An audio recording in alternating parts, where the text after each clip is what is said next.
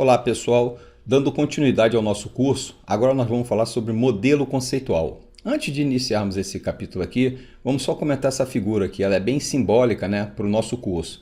Então o que a gente tentou fazer nessa figura? Representar um projeto de banco de dados.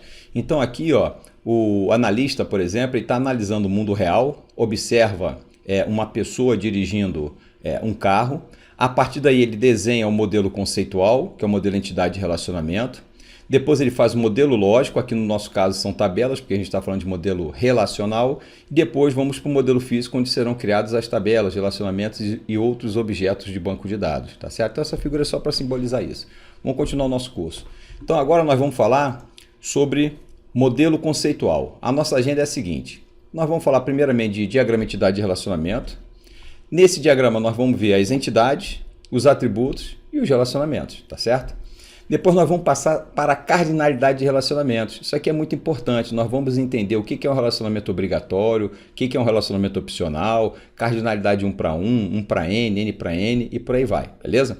Então vamos primeiramente falar de cardinalidade 1 para 1, cardinalidade 1 para N, N para N e depois relacionamentos obrigatórios e relacionamentos opcionais. Nós vamos ver isso aqui. Depois nós vamos falar sobre engenharia da informação. Então nós vamos abrir esse capítulo falando do modelo entidade de relacionamento preconizado por Peter Shen, que é um autor chinês residente nos Estados Unidos.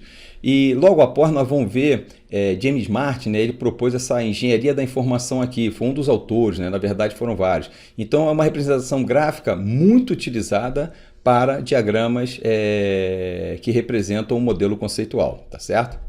Então vamos lá, modelo conceitual. Vamos começar com entidade de relacionamento. Então tá lá, é uma técnica para construir modelos conceituais de base de dados, nós já vimos, né? Ela modela o mundo real, tem um alto nível de abstração.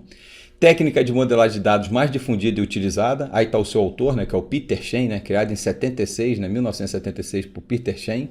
Então tá aí a foto do pesquisador que criou. E o modelo R é representado graficamente pelo diagrama entidade de relacionamento, tá certo? Então vamos lá, continuando. Então vamos lá, pessoal, nesse contexto, né?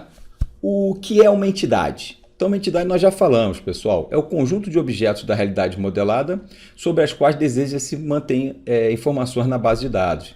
O que é um atributo? Então a entidade é a coisa. Então, por exemplo, eu observei o ambiente acadêmico lá, cheguei à conclusão que é importante representar pessoa. Os atributos são os dados de pessoas que me interessam. Por exemplo, CPF e nome foi o nosso primeiro caso. Relacionamento. Então, relacionamento vai ser uma maneira de eu combinar duas entidades, por exemplo. Pode ser a mesma entidade, nós vamos ver isso também durante o curso, mas duas entidades. Vamos ver aqui. Nós vimos no nosso exemplo lá que pessoa dirigia carro. Então, pessoa era um exemplo de entidade, carro, outro exemplo de entidade, e o relacionamento seria esse conjunto de associações entre as entidades pessoa e carro, tá certo? Então, tá lá. Temos também um outro tipo, né, outro recurso, né, do nosso modelo de entidade de relacionamento, que é a generalização e especialização. A sua definição é a seguinte, né? Permite atribuir propriedades particulares a um subconjunto de ocorrências, né, de uma entidade genérica. Vamos para um caso prático. Lá na universidade que a gente modelou, a gente chegou à conclusão que pessoa era importante. Aí a gente define o que é pessoa para aquela universidade. Aí a universidade chega à conclusão que pessoa é qualquer ser humano que interage com a universidade. Só que essas pessoas vão ser categorizadas. Então, generalização e especialização é uma maneira de categorizar. Então, essas pessoas vão ser categorizadas. Elas podem ser professores, elas podem ser alunos e por aí vai. Então, na verdade, quando a gente faz uma generalização e especialização, a gente vai criar a classe genérica, aqui no nosso caso, pessoa, e as classes especializadas, como, por exemplo, aluno, professor e por aí vai. Qual é a diferença entre essas classes? Eles vão ter um conjunto de atributos em comum, né? Por exemplo, CPF nome, tanto o professor quanto o aluno tem CPF nome, só que o professor vai ter, por exemplo, o atributo titulação e o aluno não precisa ter esse atributo, porque o aluno ele precisa ter matrícula, porque na verdade ele está tentando obter sua titulação durante o curso da universidade. Então, na verdade, a gente tem a especialização, generalização, né? Generalização e especialização, como um relacionamento que categoriza, né, as entidades que fazem parte do nosso domínio. Nós vamos ver isso aqui com grandes detalhes durante o nosso curso.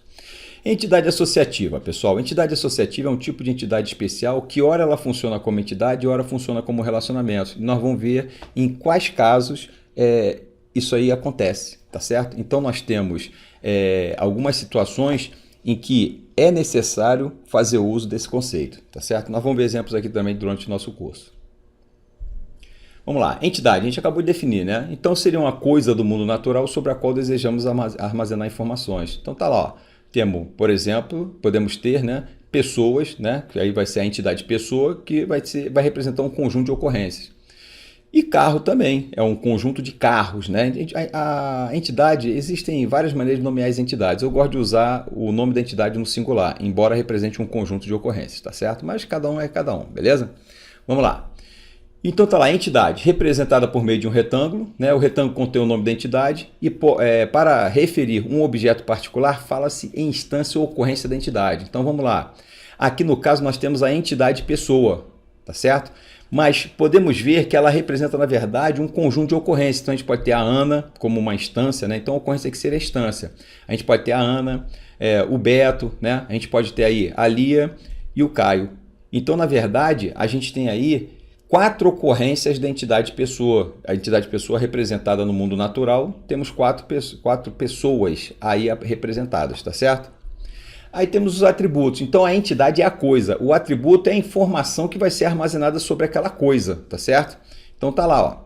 A gente falou de entidade pessoa, então nós vamos ter os atributos. Olha o diagrama aqui, entidade de relacionamento. Olha a entidade como é que é representado, ó. Temos a entidade pessoa, ela tem um atributo CPF, tem um atributo nome e tem um atributo sexo. CPF está de bola cheia por ser um atributo identificador. Então, ele vai diferenciar um registro dos demais, tá certo? Porque eu tenho que garantir isso, eu tenho que diferenciar uma ocorrência das demais. Então, aqui, ó, nós vamos ter os seguintes dados relevantes, né? O CPF, o nome e o sexo, tá certo? Então, aqui seria uma entidade com seus respectivos atributos.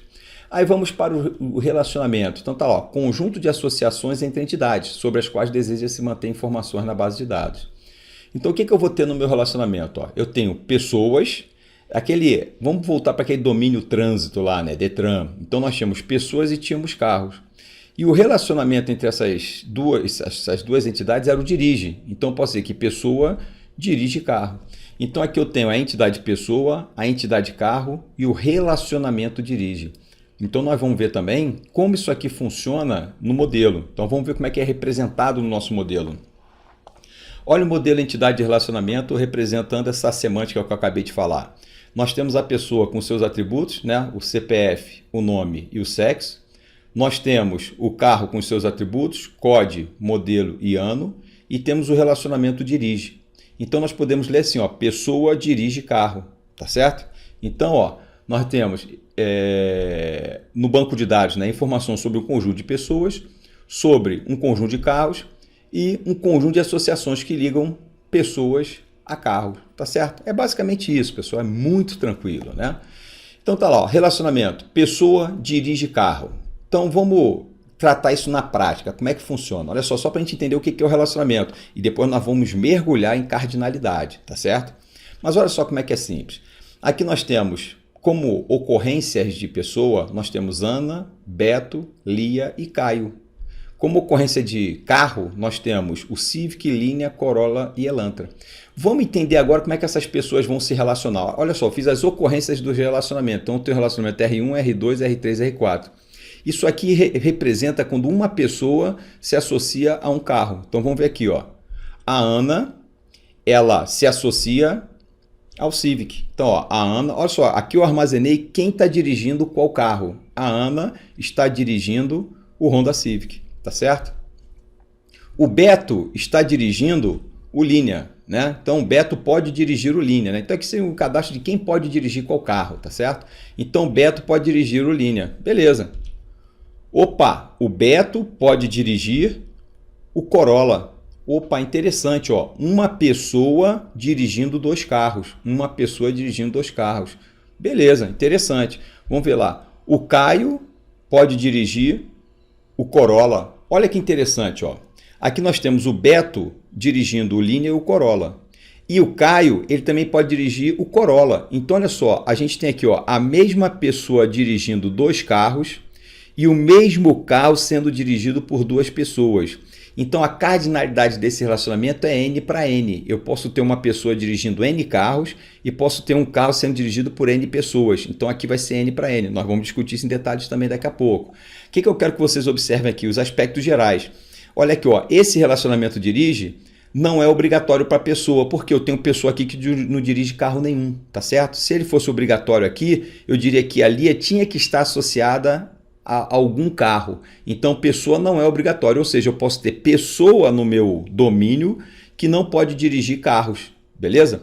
Outro aspecto, o carro aqui ó, tem um carro sem relacionamento. Então, aqui a gente está dizendo que esse relacionamento também não é obrigatório, ou seja, eu posso ter carro no sistema que não seja dirigido por pessoas, tá certo?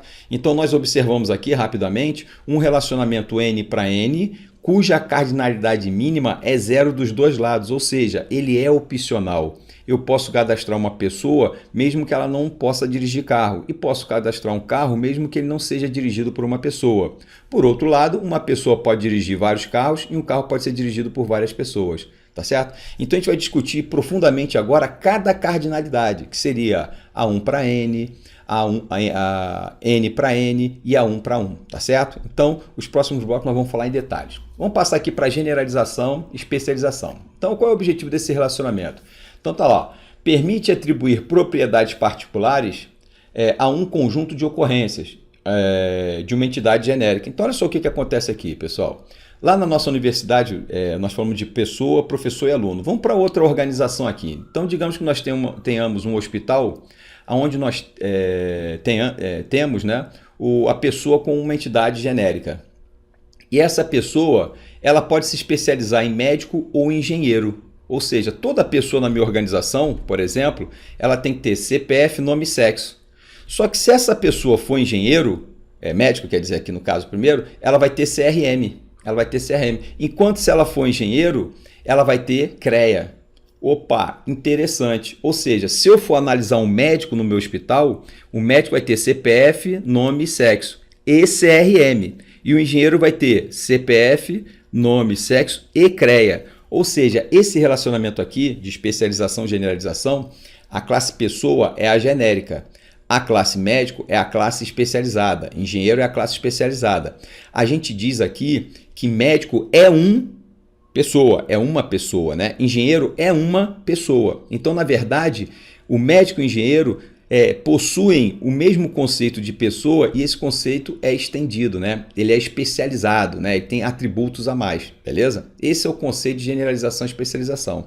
Pessoal, tem uma autora famosa na ciência da informação, a Taylor, que diz o seguinte: o ser humano ele aprende porque ele é capaz de organizar.